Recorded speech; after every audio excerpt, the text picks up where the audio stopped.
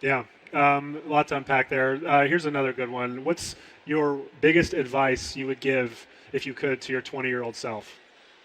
Uh, know that the most important thing is how you deal with your not knowing, not anything that you know. In other words, most people think that what they know is the most valuable thing.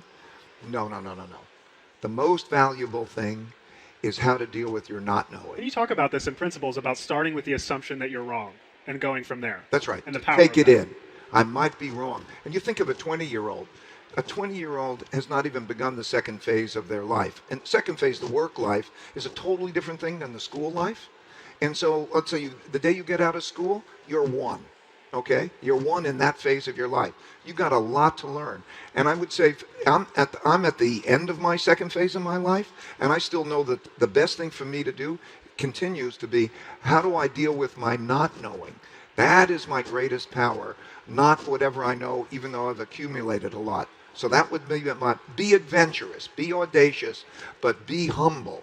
Okay, take it in. Don't assume you've got it right, because I think the greatest tragedy of mankind, as I was saying on the stage, the greatest tragedy of mankind is people who have opinions that are wrong, that they're attached to, that they don't stress test.